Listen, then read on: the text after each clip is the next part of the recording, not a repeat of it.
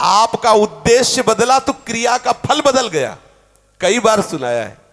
एक दुष्ट स्वभाव वाला आदमी था, तो जंगल में गड़ासा लेके खड़ा होता।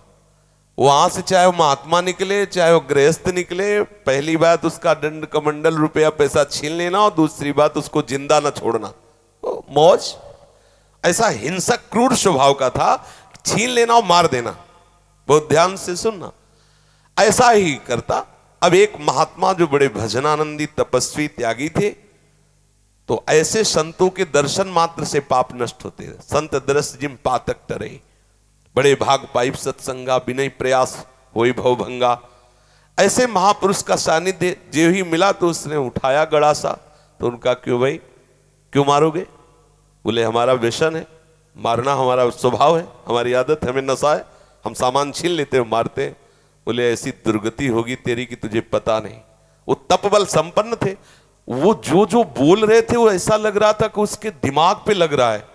थोड़ी ही देर में संभाषण मात्र, एक तो दर्शन दूसरा संभाषण, तत्काल उसके हृदय में कंपायमान, हृदय में भय पैदा हुआ, चरणों में गिर गया। महाराज मैं तो बहुत पाप की, ये देखो संत दर्शन का फल, कोई उपाय बताओ। महाराज सब छोड़ दूंगा यदि मुझे शिष्य बना लो। तो उनका तुम्हें ऐसे शिष्य नहीं बनाएंगे, पहले तुम भारत के तीर्थों का अवगाहन करो, जब तुम पवित्र हो जाओगे तब तुम्हें शिष्य बनाएंगे। तुमने बहुत सी हत्याएं की है, बनाएंगे शिष्य, लेकिन पहले भारत के तीर्थों में भ्रमण करो। तो महाराज हम कैसे जानेंगे कि हम पवित्र हो गए, निष्पाप हो गए? तो उन्होंने एक सूखी लकड़ी दी और कहा जब ये हरी हो जाए, इसमें अंकुरण हो जाए, तो वहीं से लौट आना, जानना तुम निष्पाप हो गए। चल पड़ा। अब महापुरुष की प्रेरणा, ये होता है संत का प्रभाव। अब वो लकड़ी ली सूखी और चल पड़ा।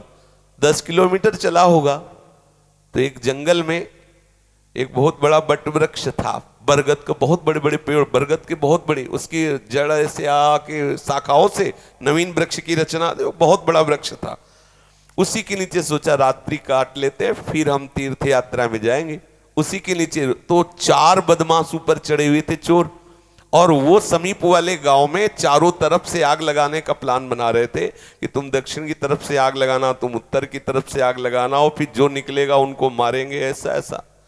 उसने सोचा है इतने पाप किए हैं, अब तीर्थ यात्रा तो जा ही रहे, इन 4 को और मार देते हैं, क्योंकि ये 4 मरेंगे तो पूरा गांव बच जाएगा। अब जो तीर्थ ही जा रहे तो जहाँ 50-100 वो मारे तो 2-4 इनमें क्या जाता है। उन्होंने आवाज लगाई, ये सुनो तुम्हारा प्लान ठीक नहीं है। तो देखा कि कोई हमारे प्लान को सुन लिया, तो उनका देखो हम तुम्हारे गुरु हैं इस बात के, जीवन हो गया गड़ासा चलाते हुए, मुझे पता है तुम फंस जाओगे, नीचे उतरो। अब एक साथ थोड़ी उतरेंगे, एक एक उतर। बड़ा वृक्ष था तो जड़ की आड़ में, उसको पता था, मारने का अभ्यास था, बिना अस्त्र शस्त्र के हाथ ही से मार दिया, 4 को मार दिया।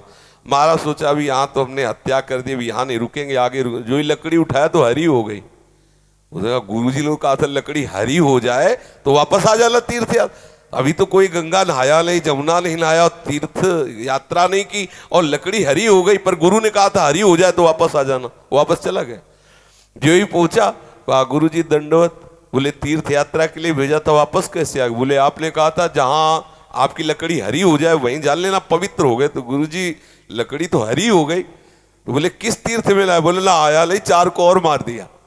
बोले 4 को मार दिया तो और पाप बढ़ना चाहिए, कैसे क्या? तब उन्होंने बताया पूरे गांव की रक्षा करने के भाव से मैंने 4। तो बोले देखो बेटा, अभी तक अपने स्वार्थ के लिए मारते थे, उद्देश्य था आपको अपने स्वार्थ का, तो वो पाप हुआ। लेकिन पूरे नगर के गाय बैल जीव जंतु स्त्री पुरुष बच्चे सबकी रक्षा का उद्देश्य रख के 4 को मार दिया, तो वो महापुण्य हो गया। अब समझे, क्रिया वही है, उद्देश्य बदल गया तो फल बदल गया उसका।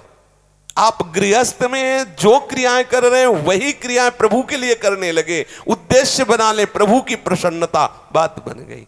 सर्वधर्मान परित्यज्य मामेकं शरणं व्रज अहम त्वां सर्व पापेभ्यो मोक्षयिष्यामि मा शुचा। तू चिंता मत कर कि धर्म त्याग का पाप लगेगा, मैं तुझे निष्पाप कर दूंगा, लेकिन तू मेरे चरणों का आश्रय ले ले। हर धर्मों की पूर्ति भगवत प्राप्ति से होती है, और प्रभु के चरणारविंद का आश्रय लेना परम धर्म है। जो धर्म कर्म प्रभु की प्राप्ति में बाधा पहुंचावे तजिए ताहि कोटि वैरिशम, उसे करोड़ों दुश्मन के समान त्याग देना चाहिए। जैसे तजियो पिता प्रहलाद विभीषण बंधु भरत महतारी गुरु बलि तजो कंत ब्रज बनितन, बोले भेमुद मंगलकारी। इसलिए अपने जीवन का लक्ष्य प्रभु प्राप्ति बनाने वाले के लिए हर धर्म भगवत प्रसन्नता के लिए किया जाए, वही हो गया भगवत प्राप्ति का हेतु।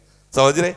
ऐसे कितने महापुरुष देखे गए अपने कुल कर्म को करते हुए भगवत प्राप्त हो गए, क्योंकि वो प्रभु की प्रसन्नता के लिए किया। अभी क्या करते हैं हम, जो भी करते हैं अपने सुख के लिए करते हैं, अपनी राजी के लिए करते हैं, और भक्त प्रभु की राजी के लिए करता। क्रिया वही है, उद्देश्य बदल गया, उसका फल बदल गया। समझ गए आप?